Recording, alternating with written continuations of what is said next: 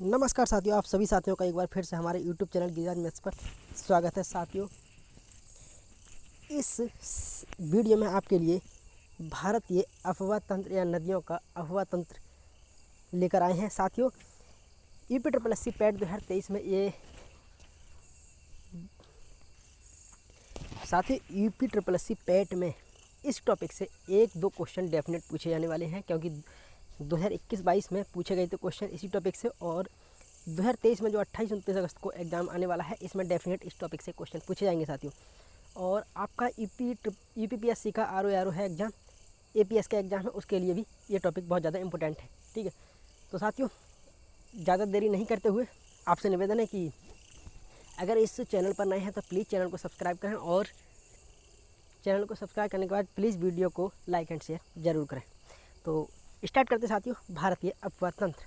तो भारतीय अफवाह तंत्र में क्या होता है साथियों, यहाँ हिमालय नदी, हिमालयी अफवाह तंत्र, ठीक है, एक होता है हिमालयी अफवाह तंत्र, ठीक है, दूसरा होता है प्रायद्वीपीय अफवाह तंत्र, और तीसरा होता है नदी घाटी परियोजना, और चौथा जलप्रपात, और पाँचवा है ये झील। ठीक है, लेकिन हमें पूरा पढ़ने की ज़रूरत नहीं है, हमें पढ़ना है यानी कि नदी और नदी घाटियाँ, यानी कि हिमालय अफवाह तंत्र और प्रायद्वीपीय अफवाह तंत्र और एक नदी घाटी परियोजना, बस ये पढ़ने की ज़रूरत है। बाकी जलप्रपात वगैरह अगर आप चाहो तो पढ़ा देंगे, वो बाद की बात है। ठीक है, तो अभी देखते हैं। तो साथियों, हिमालयी अफवाह तंत्र में 3 नदियाँ होती हैं। ठीक है, यानी कि एक नदी तो वो देखो, ये है इंडिया, ऐसे समझो, ये है इंडिया, तो ये इंडिया मान लो। ठीक है, तो जहाँ ये हिमालय, अगर हिमालय से कोई भी नदी निकल रही है, हिमालय से कोई भी नदी निकल रही है, तो वो हो गई आपकी हिमालयी अफवाह तंत्र। ठीक है, ये हिमालयी अफवाह तंत्र है। और जो नदी यहाँ, ये प्रायद्वीपीय भारत है, जो यहाँ इस वाले पोर्शन में नदी बह रही है, दक्षिण भारत में नदी बह रही है, वो हमारी प्रायद्वीपीय अफवाह तंत्र कहलाती है। ठीक है, तो अभी देखते हैं। तो इस हिमालयी अफवाह तंत्र में 3 नदी हैं, एक तो सिंधु नदी तंत्र, एक होता है, एक दूसरा है ब्रह्मपुत्र नदी तंत्र, एक है गंगा नदी तंत्र। यानी कि साथियों मैं आपको बता दूं, यह है आपका सिंधु नदी तंत्र, इधर को जा रही है, सही है, और यह है आपका गंगा नदी तंत्र, और यह है आपका ब्रह्मपुत्र नदी तंत्र। ये यानी कि हिमालयी नदियाँ हैं यहाँ से, और यहाँ इनका नदी तंत्र है साथियों। तो उसके बाद देखते हैं प्रायद्वीपीय भारत में। प्रायद्वीपीय भारत में जो अफवाह तंत्र है, एक अफवाह तंत्र यह है जो अरब सागर में, देखो इधर जो एरिया है ना, इधर का एरिया है, ये इंडिया का नीचे दक्षिण एरिया है, तो इधर है अरब सागर, ये क्या है अरब सागर, ये है बंगाल की खाड़ी। ठीक है, ये अरब सागर है और यह है बंगाल की खाड़ी। तो एक तो अफवाह तंत्र हो जाएगा तुम्हारा, यानी कि अरब सागर में गिरने वाली नदियाँ, ठीक है, वो पढ़ेंगे हम। और एक हो जाएगा कि बंगाल की खाड़ी में गिरने वाली नदियाँ। ठीक है, 2 तरह से हमारे अफवाह तंत्र इसमें हम पढ़ने वाले हैं। तो अभी हम चलते हैं हिमालयी अफवाह तंत्र पे, जहाँ से क्वेश्चन बहुत ज़्यादा पूछे जाते हैं, और थोड़ा अच्छा टॉपिक है, पूरा एक वीडियो में नहीं कर पाएंगे। ठीक है, तो अभी देखते हैं कौन सा, यानी कि हिमालयी अफवाह तंत्र है, उसके लिए पढ़ते हैं। तो हिमालयी अफवाह तंत्र में 3 नदी तंत्र आते हैं हमारे, एक तो सिंधु नदी तंत्र, एक ब्रह्मपुत्र नदी तंत्र, एक गंगा नदी तंत्र। तो सिंधु नदी तंत्र आज हम स्टार्ट करने वाले हैं अपने इस टॉपिक में। तो सिंधु नदी तंत्र में सबसे पहले आप स्ट्रक्चर से समझो कि सिंधु नदी तंत्र है क्या। देखो, एक नदी निकल रही है, एक नदी निकल रही है साथियों, सिंधु नदी। सिंधु नदी ये निकली, देखो ये निकली, कहाँ से निकल रही है, ये है गेखरधू ग्लेशियर से निकल रही है। ठीक है, ये सिंधु नदी निकली, और ये निकली इधर आगे आ गई। ठीक है, अब इसमें जो भी नदी सहायक नदी है, इसकी जो भी इसकी सहायक नदी है, वो एक तंत्र बनाती है, तो इसीलिए इसको सिंधु नदी तंत्र, इस पूरे सिस्टम को सिंधु नदी तंत्र कहा जाता है साथियों। ठीक है, तो अभी हम थोड़ा विस्तार से और देखते हैं। देखो इसमें क्या क्या पूछा जाएगा आपके लिए, क्या क्या इंपॉर्टेंट है। सिंधु नदी कहाँ से निकलती है, तो यह है गेखरधू ग्लेशियर से निकलती है। ठीक है, अच्छा एक बात मैंने पिछली वीडियो में आपको बता दिया था, जो पर्वत पहाड़ियाँ और पढ़ाई थे। देखो ये जो पर्वत श्रेणी है, ये काराकोरम है, ये लद्दाख है, और ये जास्कर है। तो मैंने एक बात ये बताई, सिंधु नदी जो बहती है वो आपको बहती है, यानी कि लद्दाख और जास्कर श्रेणियों के बीच में बहती है। ठीक है, तो लद्दाख और जास्कर श्रेणियों के बीच में बहती हुई जाती है, और ये आगे जाके ये पाकिस्तान में, यानी कि जम्मू कश्मीर पार करने के बाद ये पाकिस्तान में पहुंचती है। पाकिस्तान में ये नदी बहती है, और इसकी जो सहायक नदी है, एक नदी जम्मू कश्मीर में है झेलम नदी, एक नदी इसकी सहायक नदी है चिनाब नदी, एक और इसकी सहायक नदी है रावी नदी, और एक इधर ब्यास नदी है, छोटी सी सहायक नदी जो कि पंजाब हिमाचल प्रदेश में है, ठीक है। और एक इधर से एक नदी और है बड़ी नदी जो सतलज नदी है, वो इधर मिलती हुई जाती हैं और आगे चल के मिठनकोट पंजाब में आकर मिल जाती है यहाँ पर, ठीक है, यानी कि सिंधु नदी से आके मिल जाती है। अब ये सिंधु नदी आगे पहुँचकर ये पाकिस्तान में चली जाती है, ठीक है। तो यह नदी तंत्र हो गया सिंधु का। साथियों एक बात और बता दूं, ये तो बाईं तरफ से नदी तंत्र हो गया, यानी कि बाईं तरफ से इसकी सहायक नदियाँ हो गई। दाईं तरफ से भी इसकी एक सहायक नदी है, देखो ये है दाईं तरफ से श्योक नदी, ठीक है। कौन सी नदी है? एक श्योक नदी है।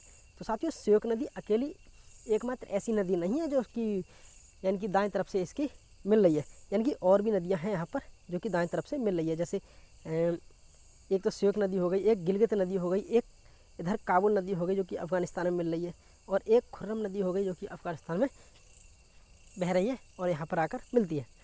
तो चलिए अब स्टार्ट करते हैं हम थोड़ा से आगे जाके इसकी थ्योरी।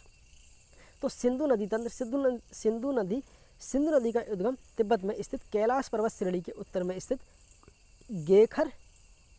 गेखरथु हिमनद से हुआ है, ठीक है, ये आपको याद रखना है।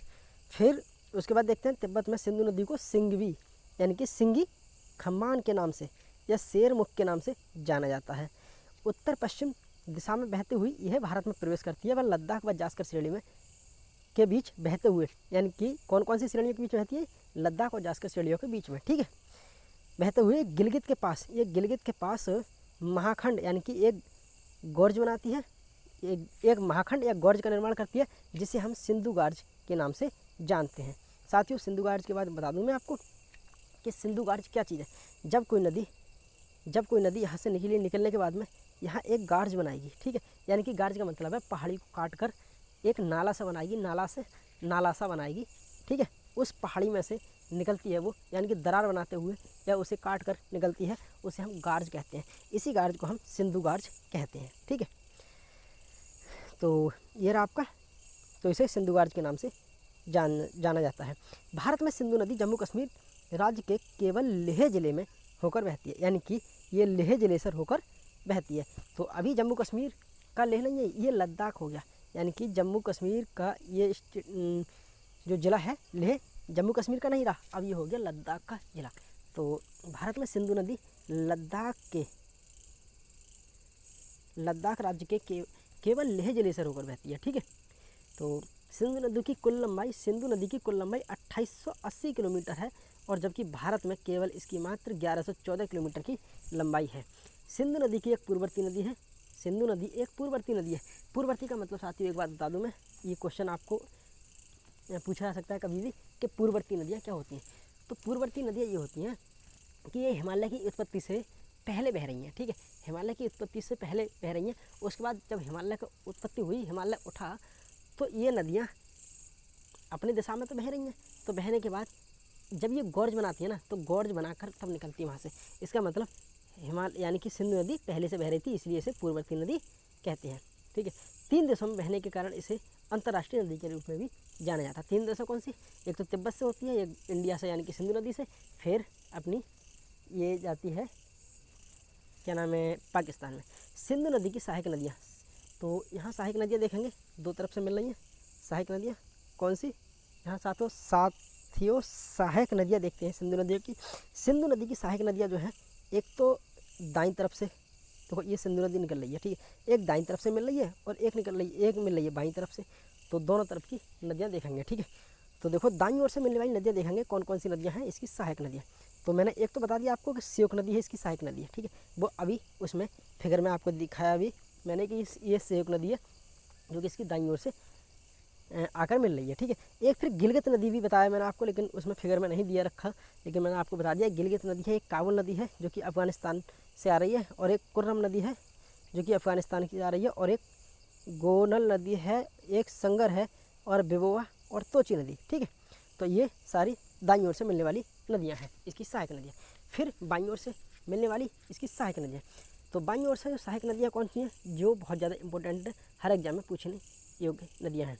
तो दाईं ओर से सबसे ऊपर जो बहती है नदियाँ वो है झेलम, उसके बाद चिनाब, उसके बाद रावी, फिर व्यास, फिर सतलज, ठीक है। तो ये 5 जो नदियाँ हैं ना, ये आपको हमें क्रमवार याद रखना है। सबसे ऊपर बहती है झेलम, उसके बाद उसके बाद चनाब, उसके बाद रावी, उसके बाद ब्यास, ब्यास के बाद सतलज। ये 5 नदियाँ बहुत इंपॉर्टेंट है, हर एग्जाम में पूछी जाती हैं। उसके बाद और भी नदियाँ हैं इसकी, जैसे जास्कर है, स्याग है, ठीक है, इत्यादि नदियाँ बहती हैं, इसकी सहायक नदियाँ हैं। तो भारत व पाकिस्तान के बीच एक 1960 ईस्वी में समझौता हुआ था, जिसे सिंधु समझौता के नाम से जाना जाता है। इस सिंधु समझौता में क्या हुआ था कि झेलम और चनाब के 20% जल का, देखो ये है, के अंतर्गत भारत सिंधु व उसकी सहायक नदियों झेलम और चनाब के 20% जल का, जबकि सतलज और रावी के 80% जल का उपयोग करेगा, ठीक है। तो भारत क्या करेगा, देखो जो नदी इधर से झेलम और चनाब नदी बह रही है, इसका तो 20% जल का यूज भारत करेगा, और जो इधर से नदी बह रही है, ठीक है, सतलज और रावी नदी बह रही है, इसका 80% जल का यूज करेगा भारत, ठीक है। तो इंडिया क्या करेगा, झेलम और चनाब का 20% यूज करेगा, और उसका करेगा रावी और सतलज का 80% यूज। अब पाकिस्तान इसका, जब भारत इसका 20% कर रहा है तो पाकिस्तान इसका 80% करेगा, और भारत इसका 80% कर रहा है तो पाकिस्तान इसका 20% करेगा, इसका एकदम अपोजिट करेगा, ठीक है। तो ये रहा रेशो इसका, जो कि कभी कभी एग्जाम में पूछ लिया जाता है, इतना ज़्यादा इंपॉर्टेंट नहीं है, लेकिन फिर भी आपको 1960 वाला केस मालूम होना चाहिए। फिर अभी देखते हैं पाकिस्तान के मिठनकोट के पास सिंधु पंचनद का जल प्राप्त करती है, यानी कि 5 नदियाँ यहाँ मिठनकोट में आकर सिंधु नदी से मिल जाती है, तथा अंत में सिंधु नदी कराची के पूर्व में अरब सागर में गिर जाती है, ठीक है। तो झेलम नदी, अब इसकी सहायक नदी देखते हैं। सहायक नदी, सबसे पहले सहायक नदी है इसकी झेलम नदी। तो झेलम नदी कश्मीर घाटी के दक्षिण पूर्वी भाग में पीर पंजाल श्रेणी के गर्भपथ में बेरीनाग झील से निकलती है, ठीक है। तो सबसे पहले उत्पत्ति हमें पता होना चाहिए कि झेलम नदी की उत्पत्ति होती है बेरीनाग झील से। पीर पंजाल श्रेणी पर एक नदी झील है बेरीनाग, ठीक है। तो अपने उत्तर पश्चिम में बहते हुए ये नदी श्रीनगर और बुलर झील में बहते हुए पाकिस्तान में प्रवेश करती है। तो ये भी याद रखना है साथियों कि झेलम नदी बेरीनाग झील से तो निकलती है, लेकिन बुलर झील में बहते हुए और श्रीनगर को टच करते हुए ये पाकिस्तान में प्रवेश करती है। जम्मू कश्मीर में अनंतनाग से बरमूला तक मंद ढलान होने की वजह से इसमें नौकागमन होता है, ठीक है, यानी कि नाव चलाई जाती है इस झेलम नदी में। पाकिस्तान में झंग के निकट ये चिनाब नदी से मिलती है। उसके बाद ये झेलम नदी आकर यहाँ चिनाब नदी आ रही है, चिनाब नदी से आकर मिल जाती है, ठीक है। तो अभी देखते हैं चिनाब नदी की सबसे बड़ी सहायक नदी, चिनाब नदी जो है वो सिंधु की सबसे बड़ी सहायक नदी है, ठीक है।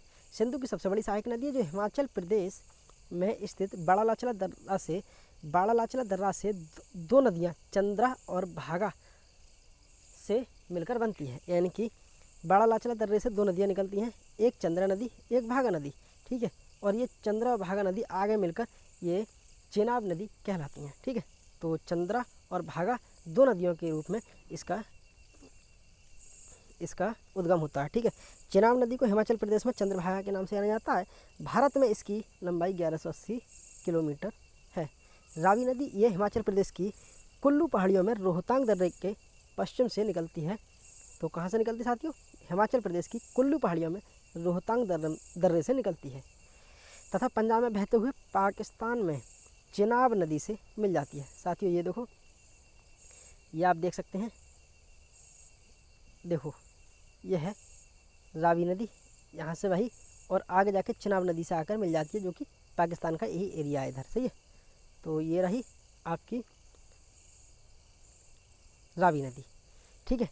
तो रावी नदी मिल जाती है, इसकी कुल लंबाई 725 किलोमीटर है, ज़्यादा इसको याद करने की इतनी ज़रूरत नहीं है। तो ब्यास नदी ये हिमाचल प्रदेश में रोहतांग दर्रे के निकट ब्यास कुंड से निकलती है, बस ये याद रखना है कहाँ से निकलती है, ब्यास कुंड से, तथा पंजाब में हर के बैराज नामक स्थान पर सतलज नदी से आकर मिलती है, ठीक है। तो आपको ये चीज़ याद रखना है कि सतलज नदी की सहायक नदी कौन सी है, ब्यास नदी, ठीक है।